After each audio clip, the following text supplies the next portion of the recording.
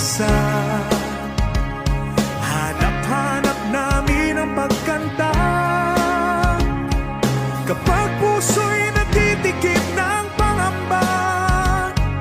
Ito'y napapawi ng awit sa kanya, kaya't ibig namin